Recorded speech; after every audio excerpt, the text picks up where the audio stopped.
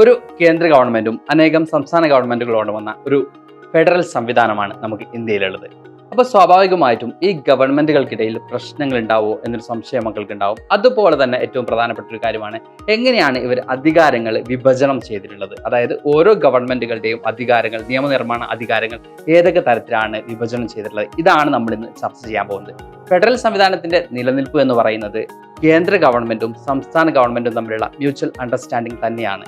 കാരണം കേന്ദ്ര ഗവൺമെന്റ് ഒരു പടി മുകളിലാണ്, അല്ലെങ്കിൽ സംസ്ഥാന ഗവൺമെന്റുകൾ ഒരു പടി താഴെയാണ് എന്ന രീതിയിൽ കാര്യങ്ങൾ മാറുമ്പോൾ സ്വാഭാവികമായിട്ടും ഇത് ഫെഡറലിസത്തിന്റെ നിലനിൽപ്പിനെ ചോദ്യം ചെയ്യും. അപ്പോൾ ഇത്തരത്തിലുള്ള അവസ്ഥകൾ ഒഴിവാക്കാൻ വേണ്ടി ഭരണഘടന കൃത്യമായിട്ടും ഓരോ ഗവൺമെന്റുകളുടെയും അധികാരങ്ങൾ മെൻഷൻ ചെയ്തിട്ടുള്ളതായിട്ട് നമുക്ക് കാണാൻ പറ്റും.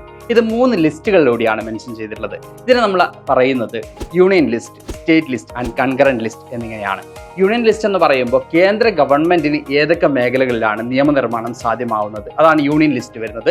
99 വിഷയങ്ങളിലാണ് യൂണിയൻ ലിസ്റ്റ് എന്ത് ചെയ്യാൻ പറ്റുന്നത്, തീരുമാനങ്ങൾ എടുക്കാൻ പറ്റുന്നത്. ഇത് പൂർണ്ണമായിട്ടും കേന്ദ്രത്തിന്റെ അധികാര പരിധിയിൽ വരുന്നതാണ്.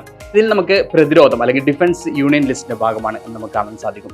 മറ്റൊന്നാണ് സംസ്ഥാന ലിസ്റ്റ്. സംസ്ഥാന ലിസ്റ്റ് എന്ന് പറയുമ്പോൾ സ്റ്റേറ്റ് ലിസ്റ്റ്, അതായത് സംസ്ഥാന ഗവൺമെന്റിന് എവിടെയാണ് നിയമനിർമ്മാണം സാധ്യമാവുന്നത്, ഇതാണ് കൃത്യമായിട്ടും ഇതിൽ മെൻഷൻ ചെയ്തിട്ടുള്ളത്. അപ്പോൾ സംസ്ഥാന ലിസ്റ്റിൽ വരുന്ന വിഷയങ്ങൾ എന്ന് പറയുന്നത് 61 വിഷയങ്ങളാണ്. അതിൽ നമുക്ക് എടുത്തു പറയാൻ പറ്റുന്നത് വിദ്യാഭ്യാസം പോലുള്ളതൊക്കെ സംസ്ഥാന ലിസ്റ്റിന്റെ ഭാഗമാണെന്ന് നമുക്ക് കാണാൻ സാധിക്കും.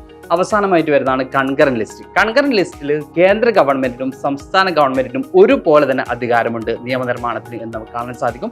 അതോടൊപ്പം തന്നെ കാണാൻ സാധിക്കുന്നത് ഇവർക്ക് തമ്മിൽ എന്തെങ്കിലുമൊക്കെ ഡിസ്പ്യൂട്ട്സ് ഉണ്ടാവുകയാണെങ്കിൽ, അല്ലെങ്കിൽ തർക്കങ്ങൾ ഉണ്ടാവുകയാണെങ്കിൽ അതിൽ കുറച്ചുകൂടി അധികാരം അല്ലെങ്കിൽ കേന്ദ്രത്തിന്റെ തീരുമാനമായിരിക്കും ഫൈനലായിട്ട് വരുന്നത്. അപ്പോൾ ഈ പറയുന്ന കൺകറന്റ് ലിസ്റ്റിൽ നമുക്ക് കാണാൻ പറ്റുന്നത് 52 വിഷയങ്ങളാണ്. അതിൽ നമുക്ക് ഫോറസ്റ്റ് പോലുള്ള കാര്യങ്ങൾ എടുക്കാം. അപ്പോൾ ഈ 3 ലിസ്റ്റിൽ വരുന്ന എന്താ പറയുക ഓരോ കാര്യങ്ങളിലും അതാത് ഗവൺമെന്റുകൾക്കാണ് എന്ത് ചെയ്യുക നിയമനിർമ്മാണത്തിനുള്ള അധികാരം ഉണ്ടാവുന്നത്. അപ്പോൾ അതിലേതെങ്കിലുമൊക്കെ ജൂറിസ്ഡിക്ഷൻ അല്ലെങ്കിൽ അവരുടെ അധികാര പരിധികൾ ലംഘിക്കുകയാണെങ്കിൽ അവിടെ ആരിടപെടും, കോടതി സംവിധാനങ്ങൾ ഇടപെടും എന്ന് നമുക്ക് കാണാൻ സാധിക്കും. അപ്പോൾ കൃത്യമായിട്ടും ഫെഡറലിസത്തിന്റെ നിലനിൽപ്പ് എന്ന് പറയുന്നത് ഈ 3 ലിസ്റ്റുകളിലൂടെയാണ് നമുക്ക് കാണാൻ സാധിക്കും. അപ്പോൾ ഇതുപോലുള്ള ചെറിയ ചെറിയ വീഡിയോസ് ആയിട്ട് നമുക്ക് വീണ്ടും കാണാം. Thank you all, by.